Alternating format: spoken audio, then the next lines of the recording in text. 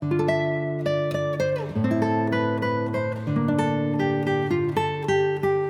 a todos, bienvenidos a un nuevo episodio de Hojas de Hierba. Con este episodio ya estamos finalizando nuestra nueva sección de entrevistas. Hemos tenido autores como José Luis Rodríguez, estuvimos también con César Santibáñez, con Miguel Ángel Vallejo, con Cristina Ramos, entre otros. Y en este último episodio, pues tendremos una dinámica diferente, un formato diferente también, ya que abordaremos un libro que no está muy relacionado a la ciencia ficción. Y bueno, en esta entrevista más que una entrevista va a ser una conversación, no contamos con el autor José Donaire. No obstante, tenemos presencia quizás una de las personas que conozco y que más saben de literatura peruana, una persona a la cual admiro. Él es docente universitario y poeta. Para este último episodio de Hojas de Hierba nos acompaña Johnny Pacheco. ¿Cómo está, profesor? Buenas noches. Gracias, Tomás, gracias Max, Dana, ¿no? por la invitación a este episodio, ¿no? Siempre es muy agradable, digamos, ¿no? El poder conversar de literatura, ¿no? Sobre ello, ¿no? De esta, digamos, del proyecto que ustedes han comenzado, ¿no? Y seguramente van a continuar luego, ¿no? Y bueno, les agradezco mucho, ¿no? Por esa consideración. En mi caso, la invitación creo que se debe mucho a que durante muchos años estuve leyendo, bueno, hasta ahora estoy un poco ligado, ¿no? A la idea de la literatura fantástica en el Perú, ¿no? O sea, yo tengo ciertas temporadas, digamos, que leo cierta literatura, ¿no? Un tiempo leía literatura del conflicto armado interno, ¿no? La autoficción, ¿no? Por ejemplo, en el Perú. Y desde hace muchos años la literatura fantástica, ¿no? Estuve muy, o sea, estaba muy como un lector asiduo, digamos, ¿no? De la tradición, ¿no? También de lo contemporáneo, ¿no? Participando dentro de congresos, ¿no? De literatura fantástica nacional, ¿no? También hay uno internacional, ¿no? Y siempre estar al tanto, digamos, de las novedades, ¿no? Y muy contento por el aspecto de los rescates editoriales que se hacen, digamos, de estos libros, ¿no? Que han aparecido en los últimos años gracias al investigador y ahora novelista también, Elton Honores, ¿no? Que, digamos, ha desarrollado y plenamente, digamos, esta literatura fantástica, ¿no? Y gracias a él hay muchos rescates, ¿no? Poniendo en evidencia que nuestra tradición literaria, ¿no? Tiene una beta muy grande, ¿no? de literatura fantástica, ¿no? Porque durante muchos años siempre se creía, pues, que la literatura peruana estaba enlazado propiamente a lo que es el realismo, ¿no? Digamos, ¿no? Un carácter realista, ¿no? Y el carácter indigenista, ¿no? Lo cual, por supuesto, no es así, ¿no? También hay esta vertiente fantástica, ¿no? Y digamos, hay un, no sé, digamos, hay un desarrollo bastante amplio, digamos, ahora, ¿no? Hay editoriales, por ejemplo, creo que Pandemonium, me parece, eh, que publica historias de terror, por ejemplo, ¿no?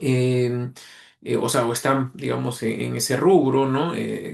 Ciencia ficción, también creo que, no sé si otras editoriales independientes también están publicando sobre ciencia ficción, Pandemonio, si me acuerdo, y Patia creo que publicó el año pasado unos cuentos góticos, me parece, no estoy muy seguro. Y bueno, digamos, estoy como que, como se dice, mapeando un poco, ¿no? El desarrollo de esta literatura, pero por supuesto, quien sabe, digamos, a quien pueden acudir, ¿no?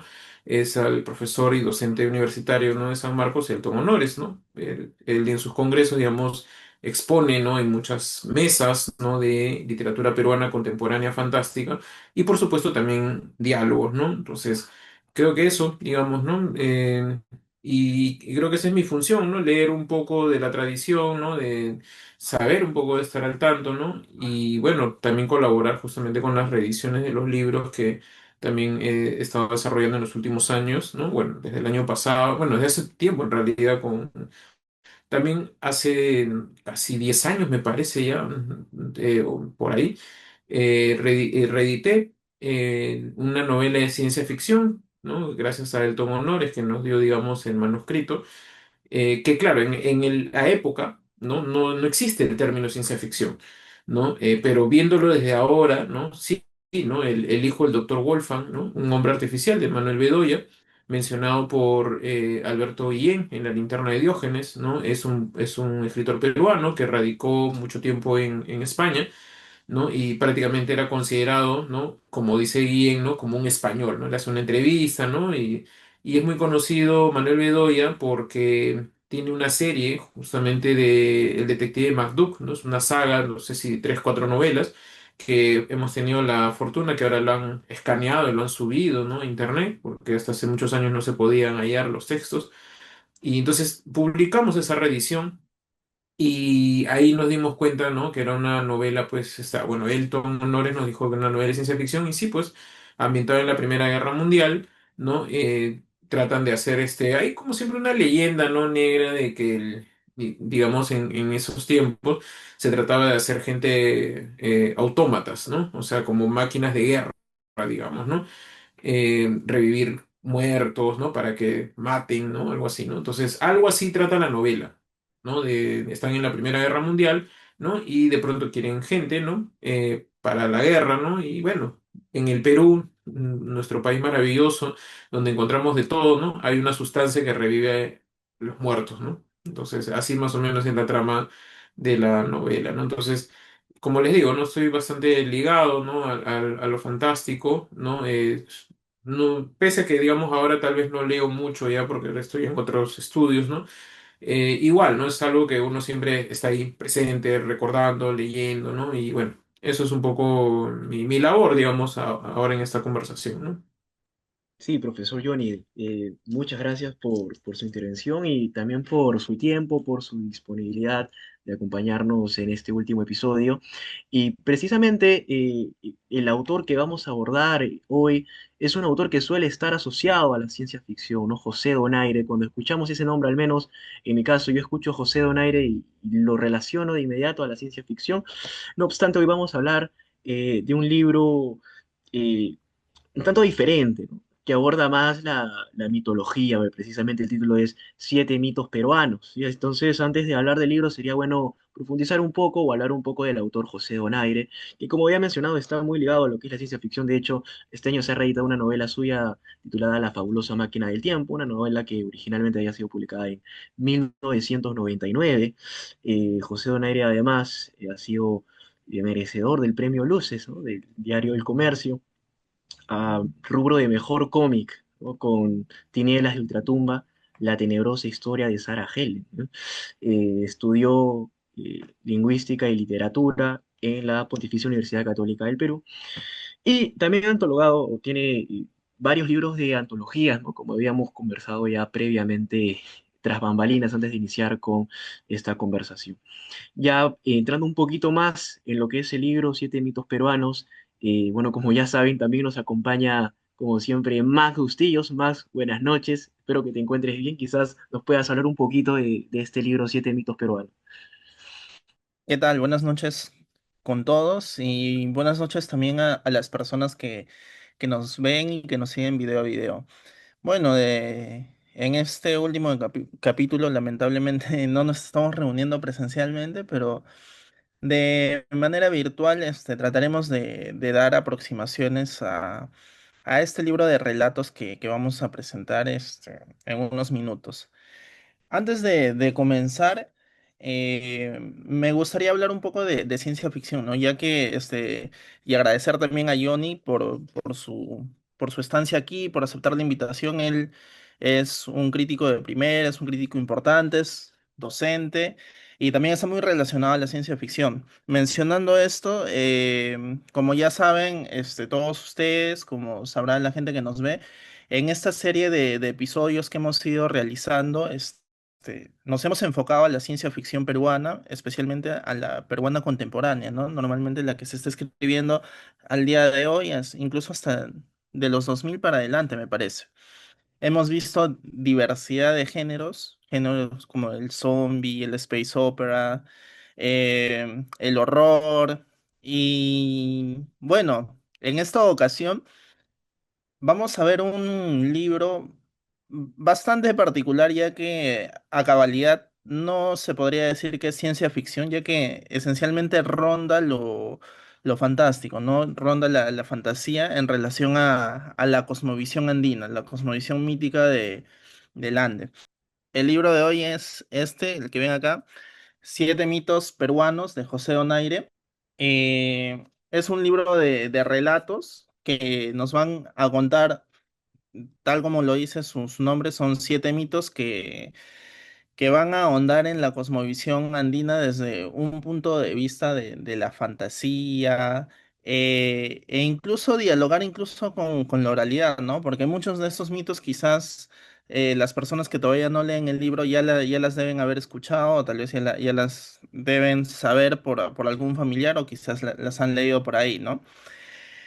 ¿Qué nos trae este libro de José Onaire? Y algo que es bastante interesante y algo que debemos resaltar es que es, además de los siete mitos o los siete relatos que nos trae este libro en la edición de Maquinaciones que fue publicada en el 2023, nos traen también ilustraciones, ¿no? A medida de que leamos los relatos que están inmiscuidos en el libro, vamos a encontrar ciertas ilustraciones dentro y al finalizar de los relatos, ¿no? ¿Y qué nos cuentan estos siete mitos? Bueno, estos siete mitos abarcan temas bastante generales, muy relacionados a la cosmovisión andina, abarcan bastantes personajes, deidades en la cosmovisión andina. Por ejemplo, les voy a mencionar algunos. Se habla bastante de la Maru, de esta serpiente alada que constantemente se supone que está en reposo y que algún día va a despertar. Bueno, hay un relato de la Maru, hay relatos de Pariacaca, de Bichama, de Pachacama, de Huiracocha e incluso del Incarri, ¿no? Que es algo ya que últimamente se ha ido tocando con más ahínco en este género, ¿no? El libro de relatos es bastante interesante.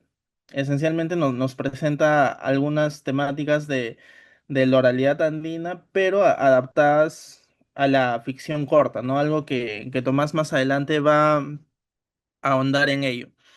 Pero antes de pasar a los ejes temáticos, al análisis, quizás del libro, me gustaría saber qué opinan ustedes de esta publicación. O sea, qué les ha traído la publicación del libro, qué opinan de los relatos, qué de interesante o tal vez qué de curioso le han encontrado al libro.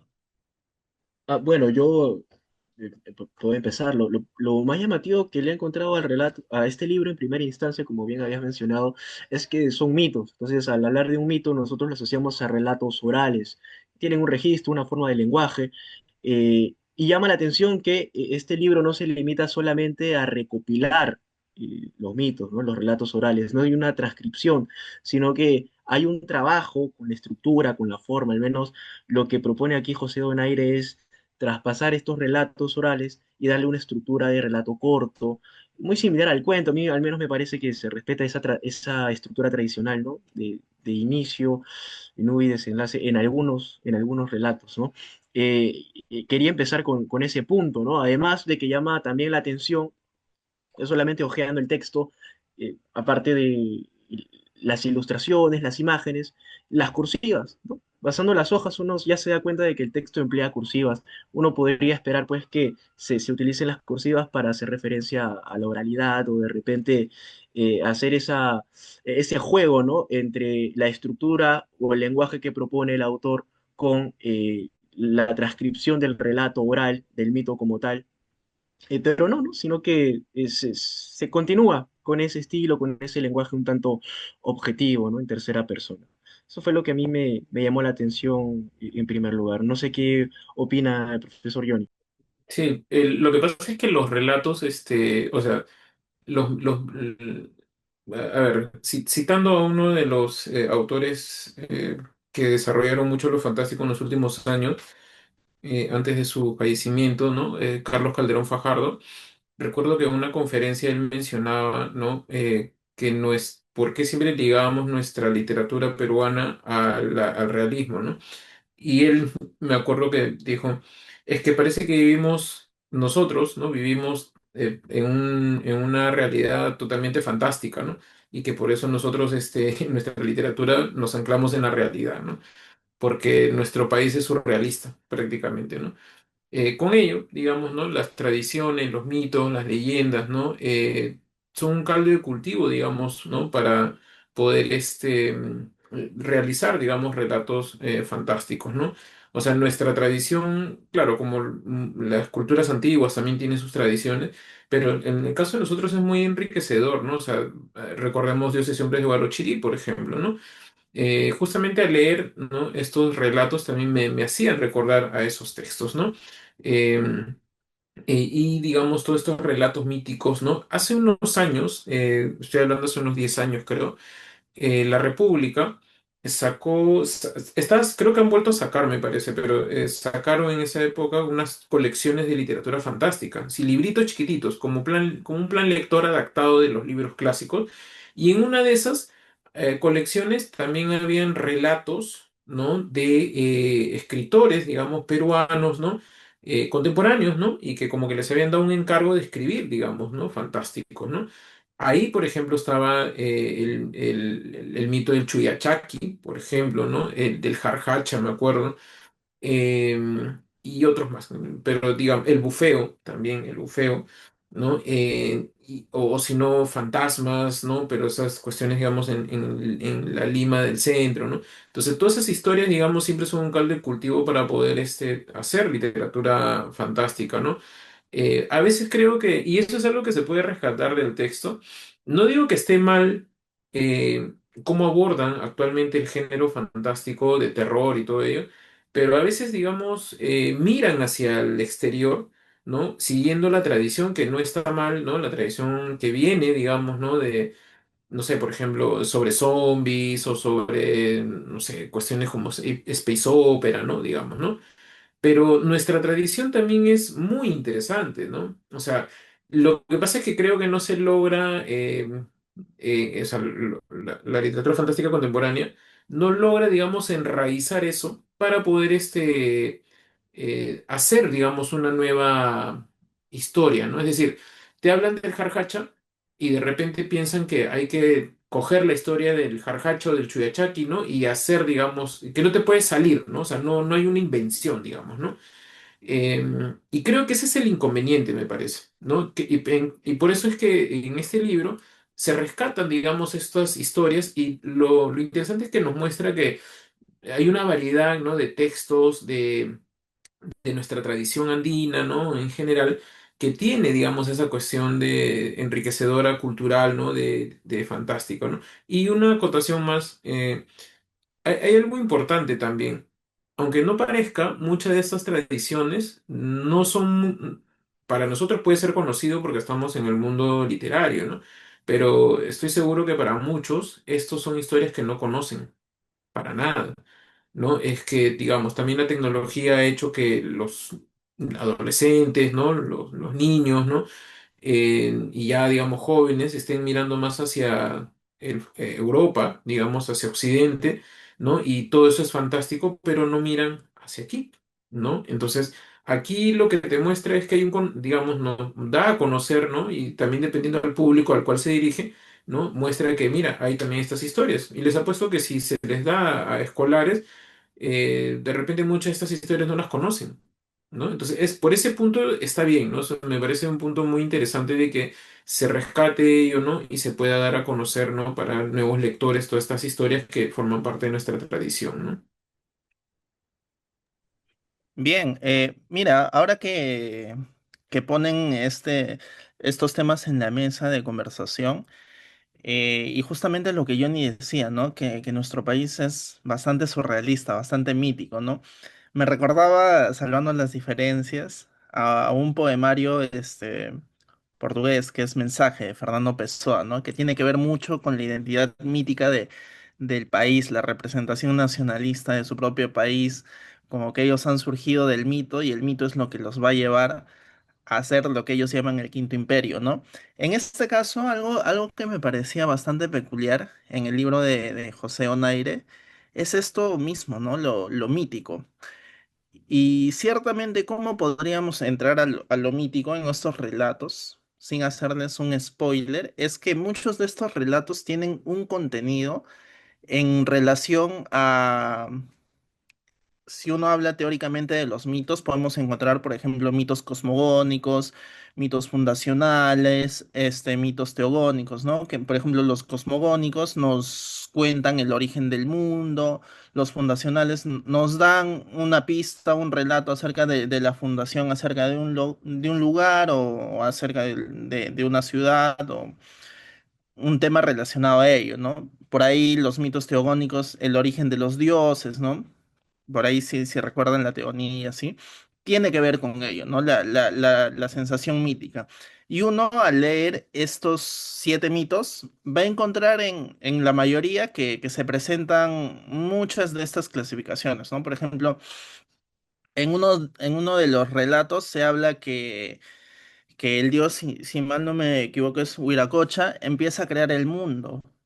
Ahí ya estamos hablando de un mito cosmogónico, ¿no? Empieza a crear al mundo, empieza a crear el cielo, la luna, el sol, ¿no? Y como ve que, o sea, en el mundo no había nadie, inicialmente crea gigantes. Te dice el narrador del relato te dice que crea gigantes y que posteriormente los gigantes son muy vanidosos o que incluso quieren retar a su propio creador, que es Huiracocha, y en castigo a ello, el dios crea un diluvio y los hunde, ¿no?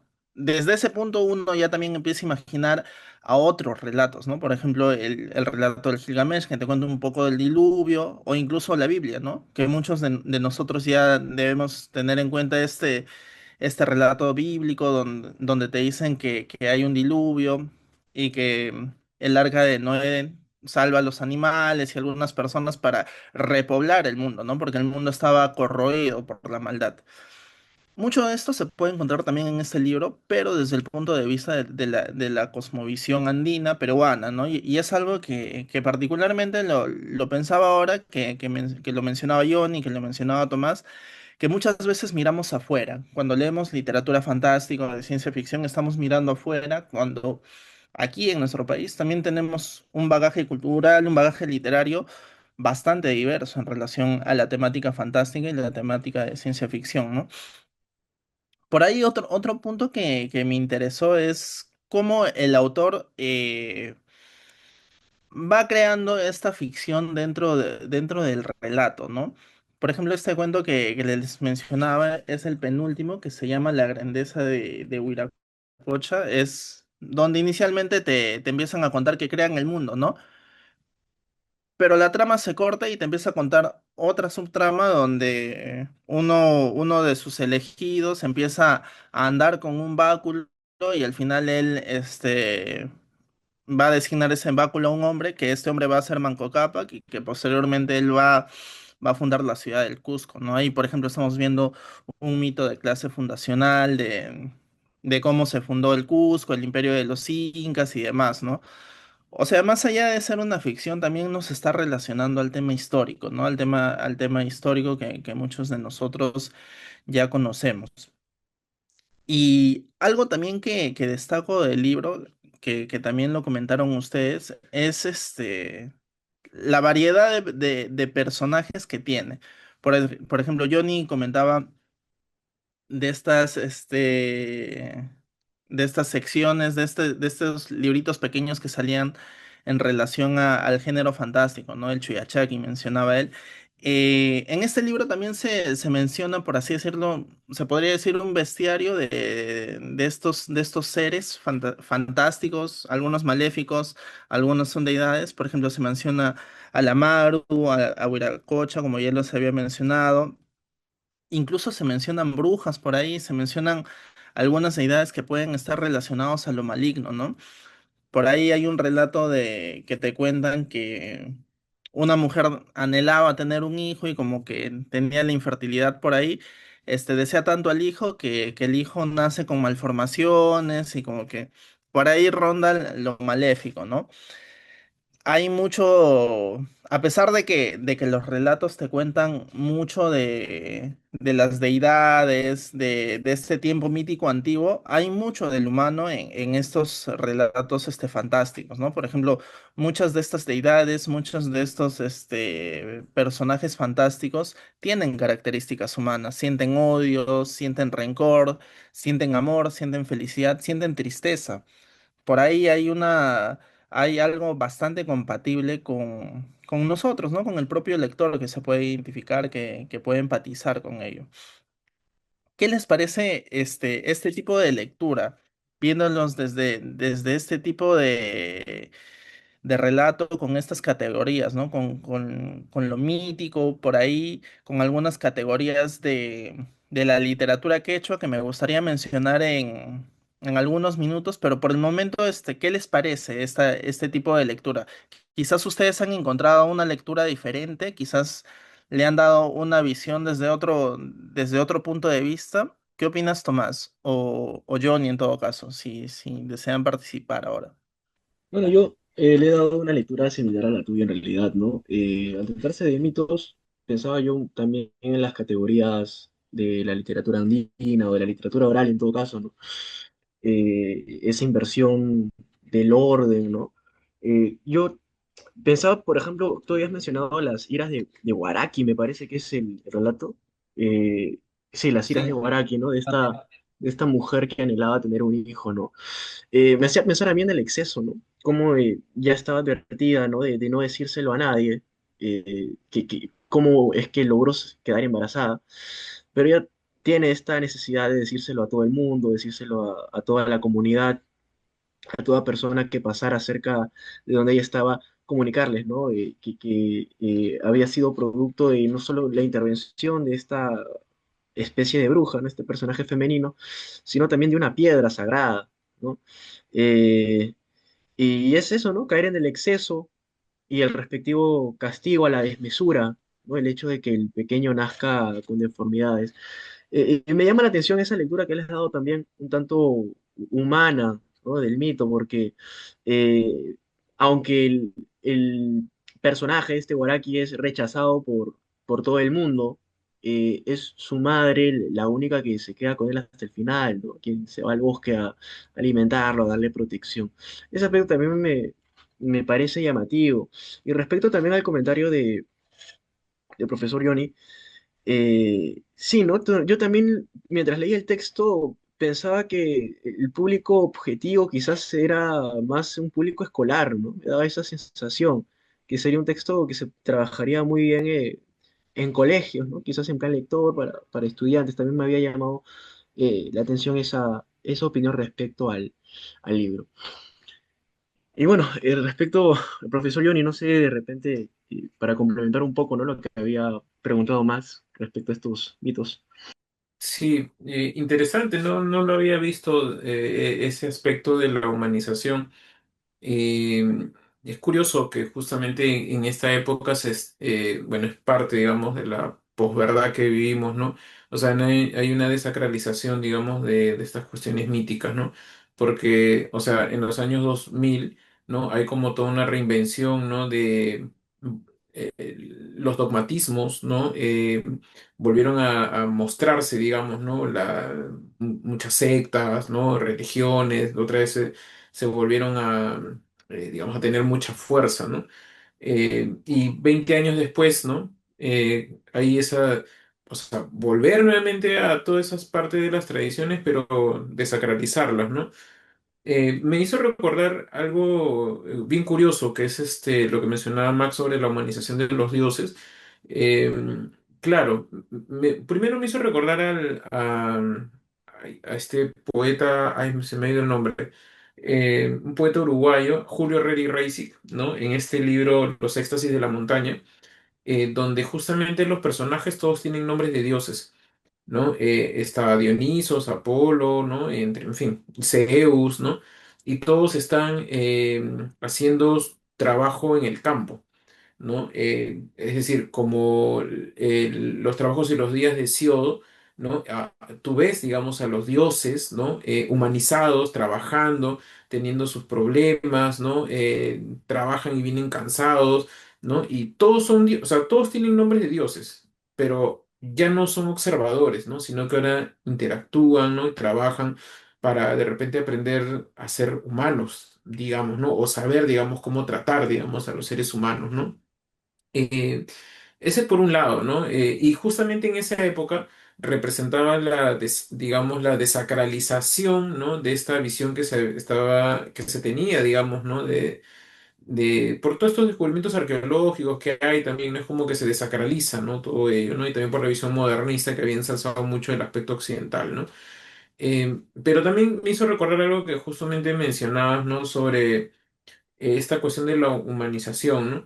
O sea, como los griegos, ¿no? En algún texto leí donde decían que los griegos fueron tan grandiosos que crearon a sus dioses a su imagen y semejanza, ¿no? No al revés como la tradición bíblica, ¿no? Sino que los griegos construyeron a esos dioses con errores, hacían engaños, traicionaban, ¿no?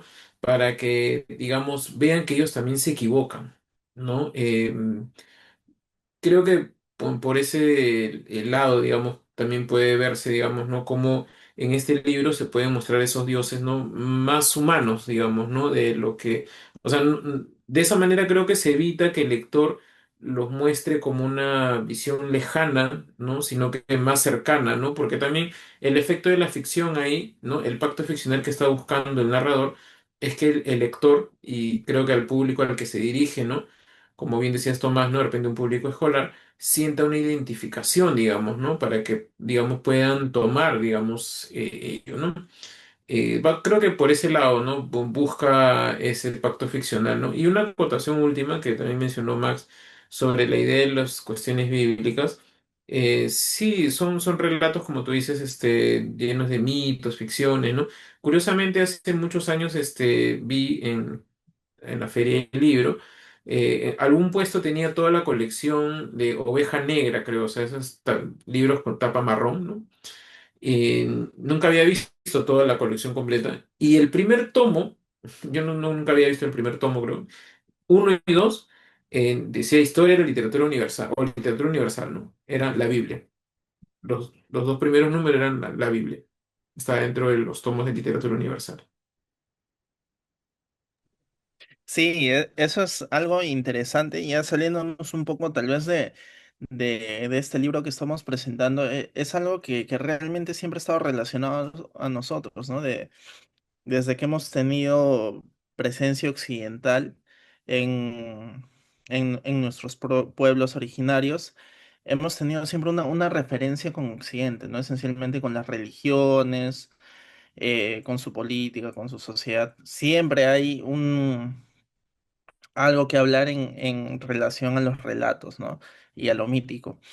Hablando de esto también, me gustaría mencionar algo ya más estructural en, en lo que tiene que ver en el relato y tiene que ver por ahí con algunos conceptos de literatura quechua, ¿no? No sé si el público que nos ve está muy pegado o tal vez está bastante entendidos de estos conceptos. Por ejemplo, se habla mucho en muchos de los relatos, se habla mucho del Pachacutic, ¿no? Que es este concepto en donde para crear algo nuevo, para evolucionar algo nuevo, para estabilizar algo nuevo, todo se tiene que destruir, ¿no? Todo se tiene que revolucionar, que dar una vuelta de tuerca y empezar nuevamente, ¿no? En muchos de los relatos se presentan este tipo de conceptos, otro tipo de concepto que ya nos adentra en la cosmovisión andina y que es algo destacable del autor que lo haya puesto en este tipo de relatos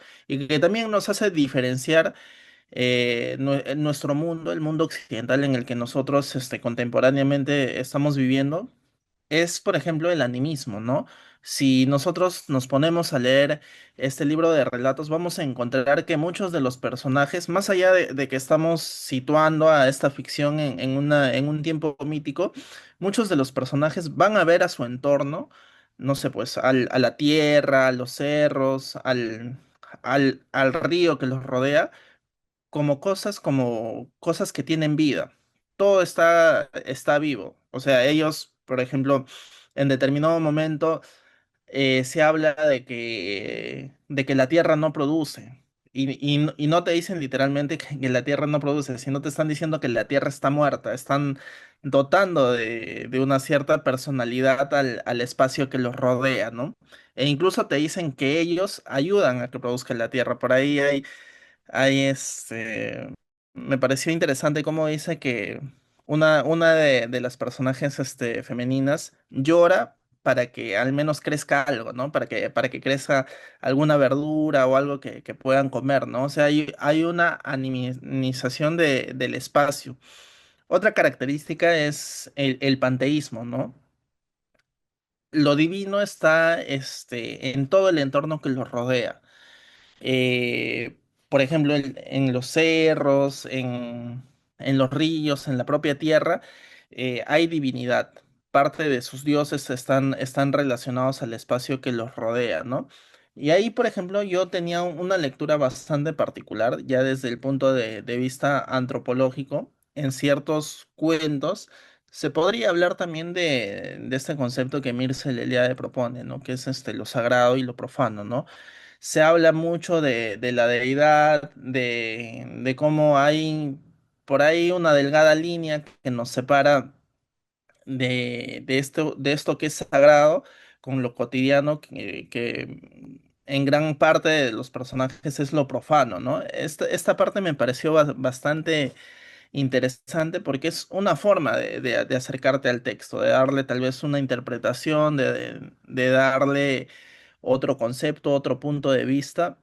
Y es algo que me gustaría dirigirlo a ustedes. ¿Cómo han visto el texto? Además de llevarlo al espacio mítico, al espacio fantástico. Por ahí han concebido en su lectura a este libro, por ejemplo, desde lo antropológico, de lo sagrado, lo profano, quizás desde las categorías que les mencionaba, ¿no? Desde estas categorías de la literatura que he hecho, que sí se notan, ¿ah? Sí se notan, por ejemplo, el animismo o que las figuras divinas están relacionadas con el espacio que los rodea. Al profesor Johnny, por ejemplo, ¿qué le ha dado un punto de vista a la lectura desde algún lado, desde algún apartado teórico quizás? Mm, Creo que tiene que ver con esta, me parece, obviamente con lo que tú habías mencionado, con el aspecto fenomenológico, ¿no? Justamente partiendo del ya el espacio, como tú mencionas, ¿no? Partiendo de Bachelard, creo que por ese lado, digamos, ¿no? O sea, aunque es parte de nuestra tradición, muchas veces desconocemos ello, ¿no? Entonces, mostrar, digamos, ese aspecto, ¿no? Y todo el aspecto, digamos, andino, ¿no? Sobre cómo se concibe ello. Creo que por ahí puede ayudar, digamos, a comprender, ¿no? Cómo es la cosmovisión de eso, ¿no? Ese reconocimiento fenomenológico no solamente está en el aspecto de lo sagrado y lo profano con sus características, también está de Eliade esta cuestión del eterno retorno, ¿no? O sea, algo que se va, digamos, a desarrollar nuevamente, ¿no? Y con todas esas características que se manejan de ello, ¿no? Que es propio, digamos, en parte de nuestra tradición, ¿no? Pero también, por ejemplo, se puede aplicar el aspecto de lo real maravilloso, ¿no? En ello. O no sé si de repente creo que puede ser más un realismo mágico, más que real maravilloso, ¿no? O sea, la idea de que lo que se está leyendo, ¿no? Vive, digamos, dentro de una realidad mágica, ¿no? Y es algo que que está naturalizado, digamos, ¿no? Ese aspecto, ¿no? Creo que me parece que por ahí, ¿no? Se ancla, digamos, este aspecto de mostrar, ¿no? Esa realidad, como mencionaba al inicio, ¿no? Surrealista, digamos, que se muestra, ¿no? Totalmente mítica, ¿no? De ello, ¿no? Creo que por ese lado me parece que puede darse. Ahora, el, se pueden analizar de diferentes maneras, ¿no? O sea, por ejemplo, ciertos aspectos, estas cuestiones metafóricas, ¿no? De los personajes, ¿no? Qué simbolismo manejan, digamos, ¿no? Ellos como personajes, digamos, ¿no? También desde el punto de vista semiótico también se puede analizar, ¿no? Cada acto, cada aparición, ¿no? Representa pues un impacto, ¿no? Una intensidad, ¿no? De emociones, ¿no? Digamos, de efectos, ¿no?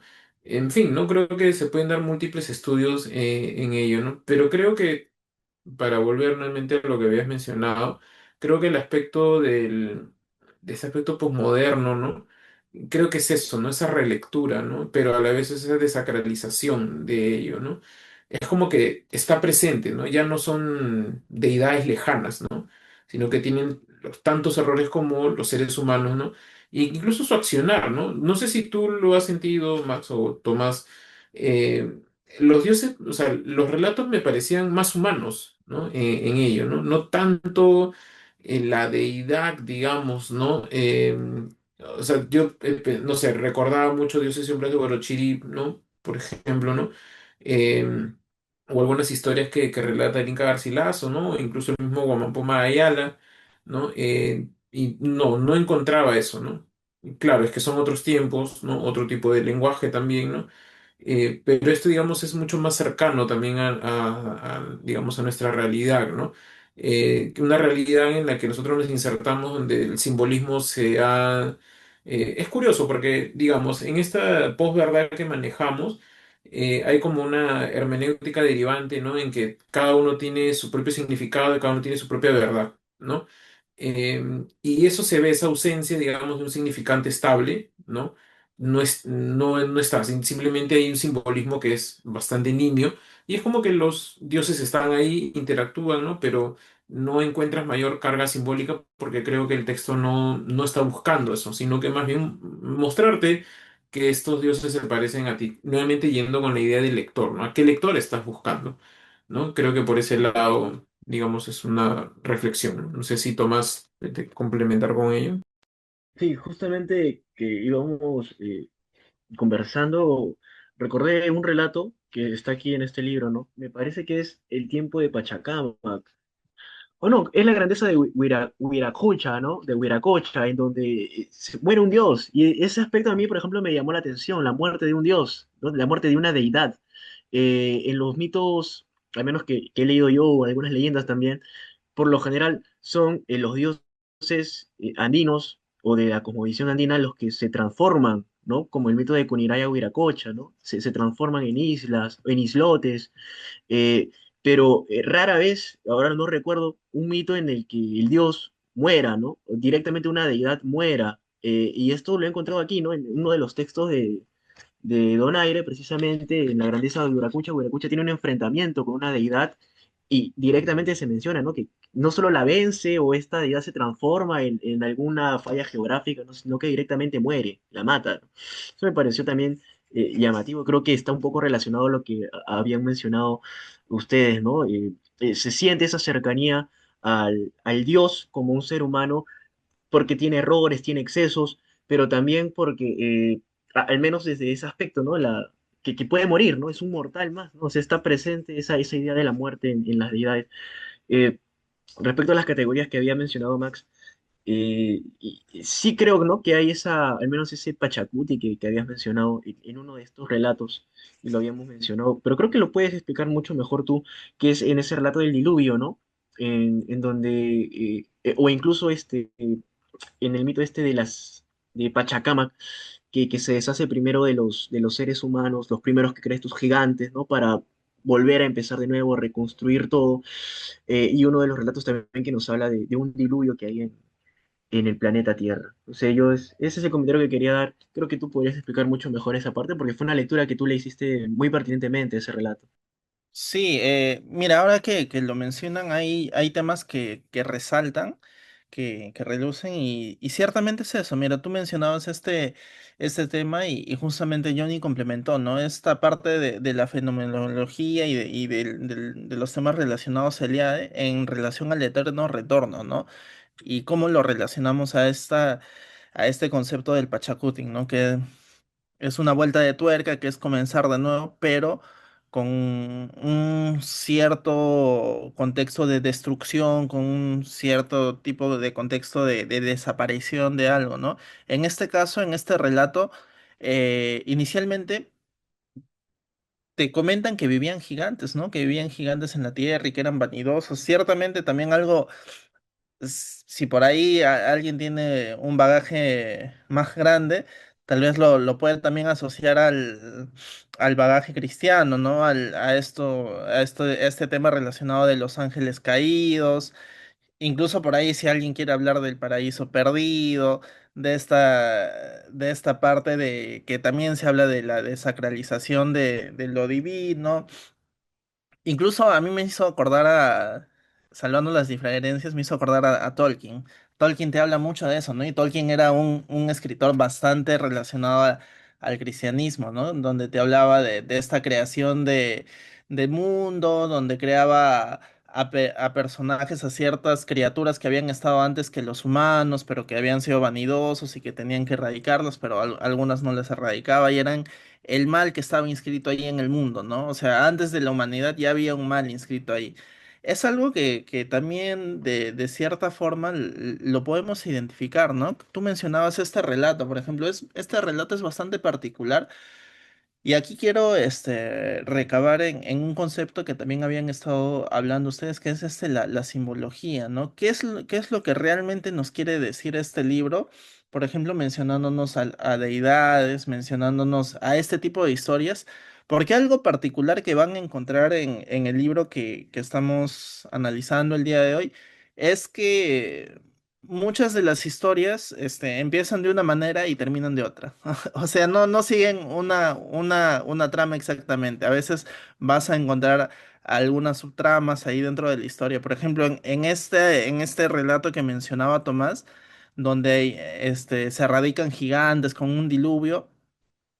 Aunque parezca raro, el relato toma un curso diferente y al final termina cuando uno de los personajes obtiene un báculo y termina encontrando o fundando la ciudad de Cusco, ¿no? Que es bastante raro, ¿no? Bastante alejado de matar a los gigantes y el diluvio a la creación fundacional del Cusco, ¿no? Yo trataba de pensar, ¿no? ¿Con qué razón hace esto el autor?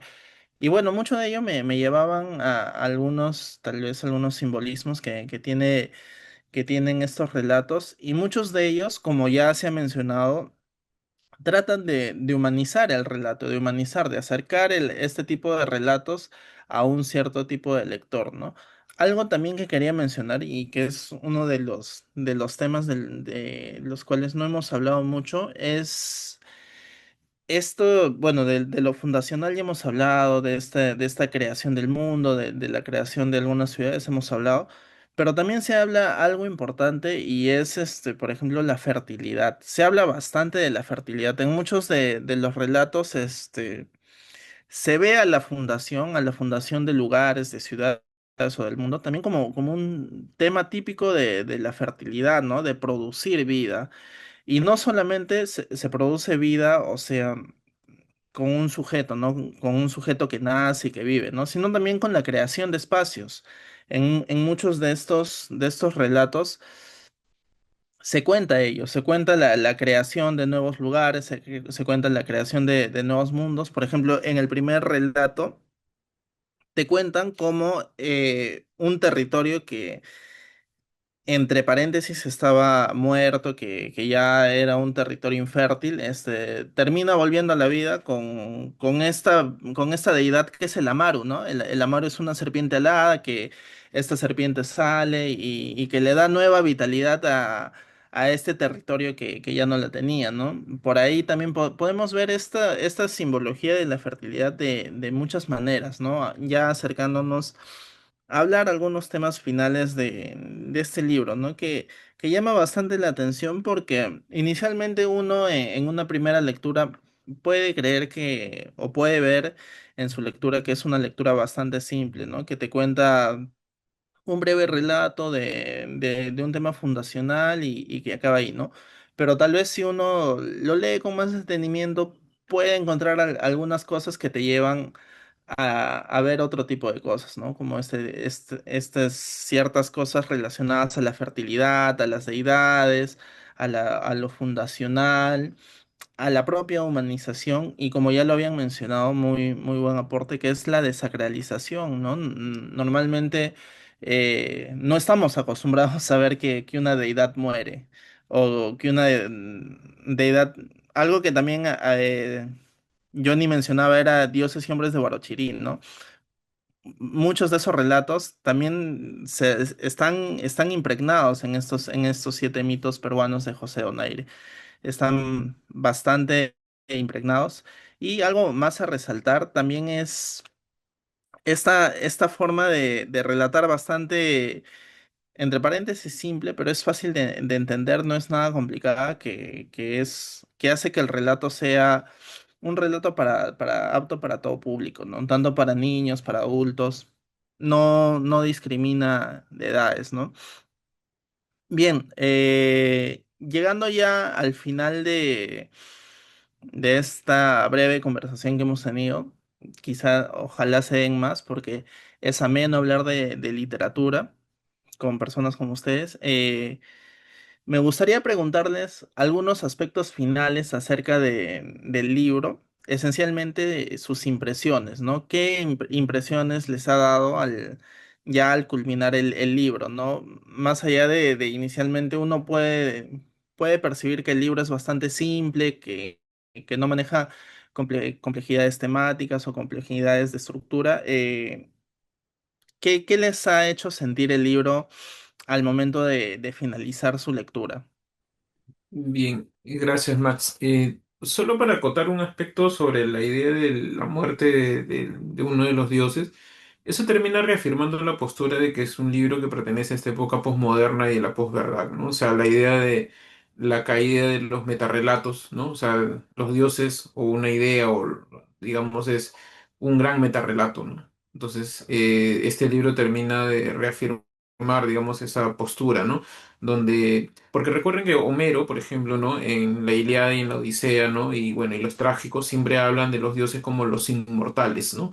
Los que nunca mueren, ¿no? Entonces, porque claro, había algo que creer, digamos, ¿no? Ahora los dioses mueren, ¿no? Hay esta visión un poco nihilista, ¿no? Desde Nietzsche, ¿no? Pero bueno, en este caso, digamos, estamos en este ambiente más posmoderno, ¿no? Eh, una, yo también comparto esa misma impresión, ¿no? Digamos, el libro no muestra complejidades, ¿no? Temáticas, tampoco hay, digamos, un lenguaje difícil, ¿no? Sino un lenguaje sencillo, ¿no? Entonces, digamos, yo creo que lo que ahora, dialogando con ustedes, ¿no? Hay algo que sí puede aportar el texto, ¿no? Digamos, hay algo que no se puede hacer en literatura, ¿no? Porque sería algo anacrónico, ¿no?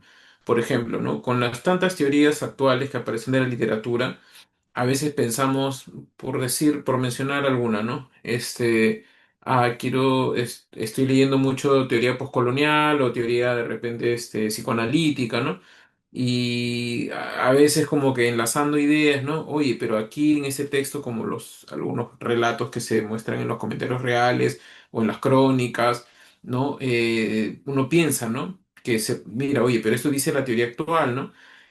Y el problema es que no se pueden aplicar ciertas teorías, ¿no? Porque en esa época, digamos, estos autores no tenían esta idea, por ejemplo, para tomar el psicoanálisis, no tenían esta idea del inconsciente, ¿no? Entonces ya desde ahí no se puede aplicar, ¿no? Pero, digamos, nos deja, digamos, esa ausencia de no poder, a ver si le aplicamos qué puede pasar, ¿no? Qué sale, ¿no?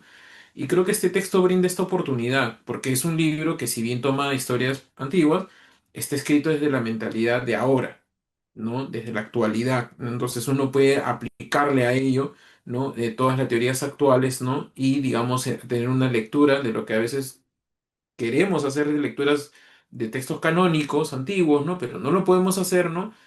Creo que el texto brinda eso, ¿no? Cómo tomarlo, enfrentarlo, cómo se ha construido el discurso a partir de ello y acceder, digamos, a esta parte, ¿no? Mítica, ¿no? Porque como bien habías mencionado los rasgos y las influencias, eso de los gigantes también creo que me hizo recordar a los griegos también, no sé si estoy equivocando, creo que hay una etapa donde, según creo que la teogonía, los gigantes también habitaron la tierra, creo que no me acuerdo, no estoy muy seguro, pero eh, digamos, estos textos están cargados de todas esas influencias de alguna u otra manera, ¿no?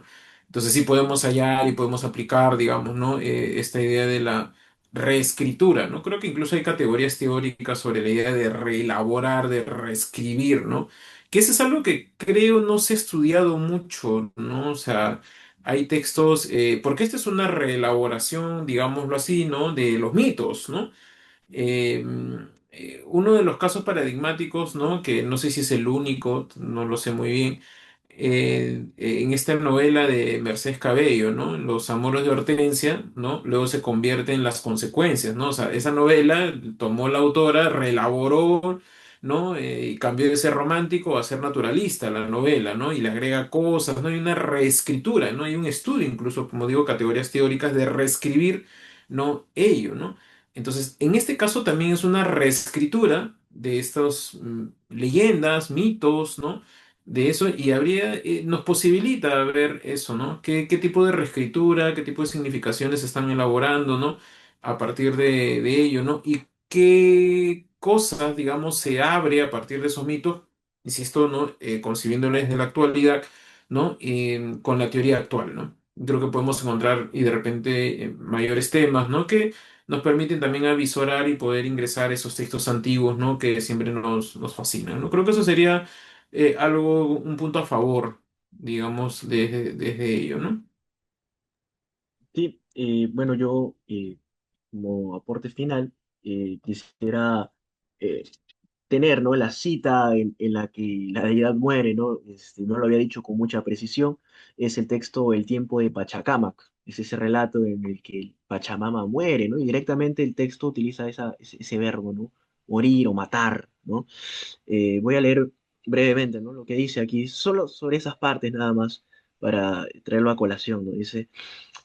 Pachamama trató de huir para buscar a sus hijos, pero Wacom la mató y devoró rápidamente sus brazos y piernas, ¿no? Entonces es raro que una deidad muera, ¿no? Y se reitera la idea de la muerte más adelante, donde dice, Waichau, apiadada por la indefensión de los mellizos Wilca, les dijo, dejen este sombrío lugar y vayan a la cueva de Yagamachay.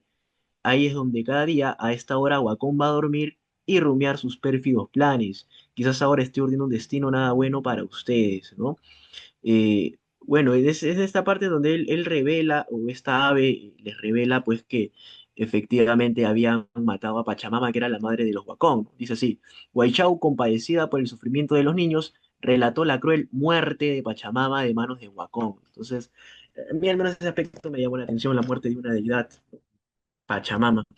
Y sí, también pienso que siempre es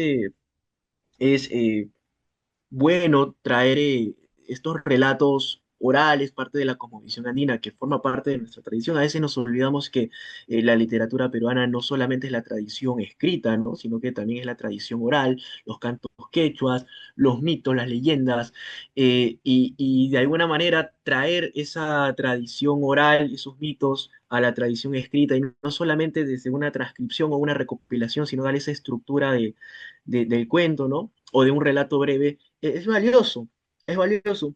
Se había mencionado en esta conversación, en esta entrevista en realidad al profesor Johnny Pacheco que eh, de repente nosotros que estamos más inmersos en el mundo de la literatura conocemos de estos mitos, ¿no? Hemos tenido más acceso a estos relatos, pero no es así con todas las personas, ¿no? Pensando en ese público objetivo, esos escolares o directamente personas que no estén muy ligadas a la literatura, quizás estos mitos no los conozcan.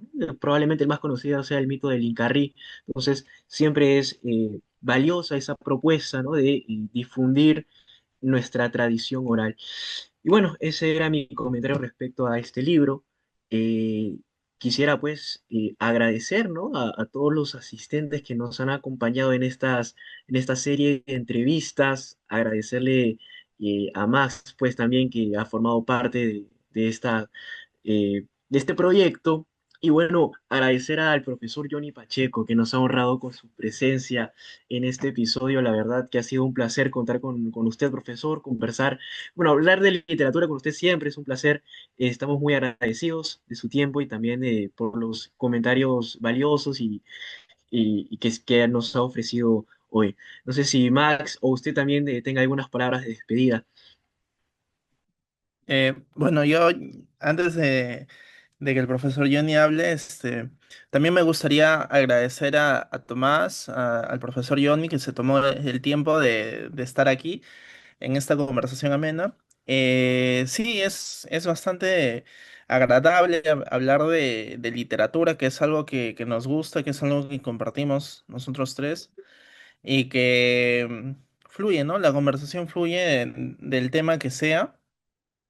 Algo que quería contar es que podemos darle muchas lecturas a este tipo de libros que son escritos en esta época contemporánea, ¿no? A pesar de que el libro tome tópicos o temas de la época mítica, son libros que están escritos desde un punto de vista que relaciona también nuestra forma de ver el mundo, ¿no? Y es un valor, es algo que le da un valor agregado a este tipo de textos, ¿no? Nuevamente, reafirmar mi agradecimiento con las personas que han estado en los diferentes episodios de estos podcasts que se han estado dando. Y bueno, hasta una próxima oportunidad será. Y bueno, finalmente los dejo con Johnny. Bueno, muchas gracias por la invitación, ¿no? Gracias siempre por tenerme en consideración, tanto Tomás como Max, Dana. Sí, muchísimas gracias por la invitación. Siempre es un gusto hablar de literatura, ¿no? Con ustedes que son unos lectores muy atentos, ¿no? Y que estos proyectos que ustedes han realizado, digamos, abriendo un poco el campo cultural, ¿no? De mostrar una vertiente que, en palabras de Elton Honores, todavía sigue siendo un género marginal, ¿no? O sea, la literatura fantástica, ¿no? Yo me acuerdo que alguna vez conversé con él y él decía como, por lo menos lo que yo veo es que hay un pequeño auge, ¿no? De la literatura fantástica contemporánea en el Perú, pero él me decía que sigue siendo un género marginal, ¿no? O sea, podría decirse que hay un auge, pero no lo es, ¿no? O sea, los que consumen literatura fantástica en el Perú, son los que leen literatura solamente fantástica, ¿no? Como que la lectura digamos, las novelas que se venden más, ¿no? En el Perú, siempre están acorde con el carácter realista, ¿no? Lo cotidiano, ¿no? Un poco la autoficción, ¿no? Cuestiones circunstanciales, y más bien lo fantástico no es un bestseller, pues, ¿no? O sea, pasó hace poco con una novela canónica, ¿no? Que reeditaron después de muchos años y digamos, curiosamente la primera edición se busca muchísimo cuando reeditaron, como que no, si realmente fuera un auge, ¿no? Como creo que pasa en Estados Unidos, ¿no? O sea, ya se hubiese agotado, ¿no? O sea, sí, pues en esa parte sí le doy la razón, ¿no? O sea, yo tenía otra mirada, ¿no? Pero bueno, él es un especialista, ¿no? Y me decía, no, todavía sigue siendo un género marginal. Por ende, ¿no? Ahora, marginal no en el sentido peyorativo, ¿no? Sino que no está dentro de las grandes ventas, ¿no? Digamos, de las casas comerciales, ¿no? Y entonces creo que el espacio que ustedes han realizado, ¿no? De brindar autores, ¿no? Que ya tienen una tradición, digamos, o sea, de ciertos libros, ¿no? Publicados, ¿no? Dar a conocer, ¿no? Ello, ¿no? Porque dicho sea de paso, aparte, no solamente de que no, de repente a nivel comercial no es tanto, también escasean artículos sobre literatura fantástica, ¿no? O sea, Elton Honores cumple una buena labor al hacer reseñas, ¿no? Trabaja la tradición, ¿no? Pero, por ejemplo, y él también trata de hacer artículos sobre lo contemporáneo, pero es una isla dentro del entorno, digamos, del canon, ¿no? O sea, no, y ustedes cuando han sido estudiantes de literatura, de repente también lo pueden ver, ¿no? O sea, ¿quién realmente de sus compañeros decía, ay, mi tesis o mi investigación está sobre un texto de literatura fantástica? Me parece que no, nadie creo. O sea, por ahí uno que otro, ¿no? Pero en general, ¿no? Eso es algo que falta todavía el interés académico, no solo de algunos, ¿no? Sino de más, ¿no? Y eso propicia también de que se abra un poco el aspecto comercial, ¿no? Y por eso los felicito, ¿no? Que espero que sigan los proyectos, ¿no? Y muchísimas gracias por la invitación, ¿sí? Hasta otra oportunidad. Sí, profesor, muchas gracias a usted, muchas gracias a todos. Sí, creo que se hace referencia a ese texto, ¿no? De la fabulosa máquina del sueño de Donaire, ¿no? Yo estaba pensando en Wells también, ¿no? Con la máquina del tiempo. Pero bueno, eh, gracias, profesor, gracias, Max, gracias, Dana, gracias a todos quienes nos han acompañado durante esta temporada de entrevistas. Ya nos estaremos viendo pronto, no olviden dejar su like, dejar su comentario ahí abajo. Y bueno, eso sería todo por hoy. Cuídense mucho, un fuerte abrazo. Chao, nos vemos.